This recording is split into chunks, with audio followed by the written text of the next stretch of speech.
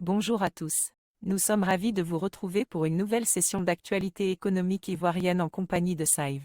Dans un instant, les titres de l'actualité économique de la semaine.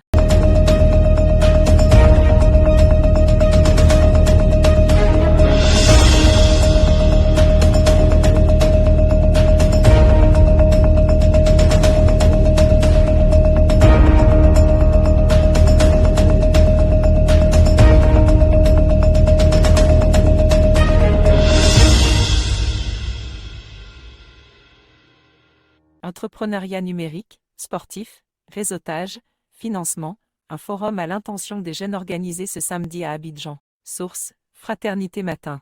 Plus d'infos avec notre spécialiste veille. Bonjour Sibo. Un forum dénommé Tomorrow Young Forum 2024 se tiendra le 3 février à Cocody Palm Club Hotel, Explore Jeunesse Connectée. Emploi, entrepreneuriat, études internationales. Organisé par les Anges Solidaires, l'événement réunit jeunes diplômés, salariés, entrepreneurs et étudiants pour partager connaissances, expériences et compétences. Ange Doléan, consultante RH Formation Emploi, vise à connecter jeunes et professionnels du numérique, sport, communication, télécommunications, emploi et ressources humaines. Ateliers, panels, expositions avec experts sont prévus. L'association, créée en mai 2023, contribue au développement économique, offrant assistance sur l'économie, l'emploi, le social et la santé, favorisant le partage d'expertise. Côte d'Ivoire, levée de fonds record de 2,6 milliards de dollars, la Côte d'Ivoire, un exemple à suivre sur tout le continent africain, selon l'économiste Giancarlo Gattuso. Source, Coassi.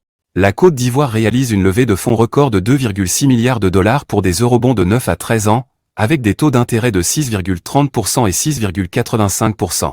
Selon Giancarlo Gattuso, cette opération témoigne de la confiance envers le système financier ivoirien. Le montant récolté assure une liquidité immédiate pour des projets sans compromettre la stabilité monétaire. La Côte d'Ivoire devient le premier pays africain à émettre de nouvelles euro-obligations après 3 ans, un exemple pour toute l'Afrique. Gattuso salue l'évolution positive du pays, soulignant la vertu et le leadership de la Côte d'Ivoire dans la consolidation de la croissance économique. La liquidité obtenue confirme les orientations du pays, le positionnant en exemple sur le continent africain. Fidel Sarasoro, président du conseil régional du Poro, cette canne à Korogo constitue une opportunité d'emploi pour les jeunes. Source, Fraternité Matin. Fier d'accueillir la canne de l'hospitalité à Korogo, Fidel Boroton Sarasoro, ministre directeur de cabinet du président, souligne la transformation de la ville avec des infrastructures modernes et des initiatives artistiques.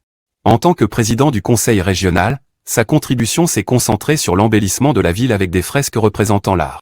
C'est nouveau. Il organise un forum d'affaires pour attirer des investisseurs sud-africains et namibiens, visant à stimuler l'économie locale, créer des emplois et développer des industries comme la transformation de l'anacarde.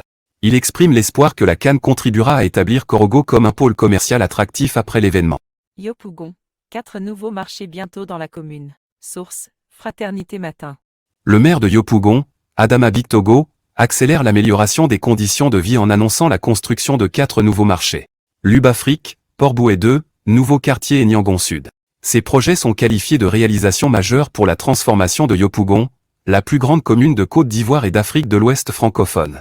Lors de la réunion municipale du 29 janvier 2024, une présentation des projets a eu lieu en présence des conseillers municipaux, avec engagement d'un cabinet d'architectes pour la mise en œuvre. Le coût de cette initiative reste pour l'instant confidentiel. Nous vous exprimons notre gratitude pour avoir suivi ce numéro de Saive Info.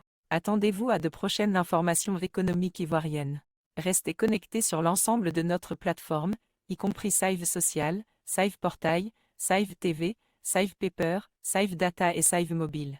Pour une vision complète de l'actualité économique à 360 degrés. À très bientôt.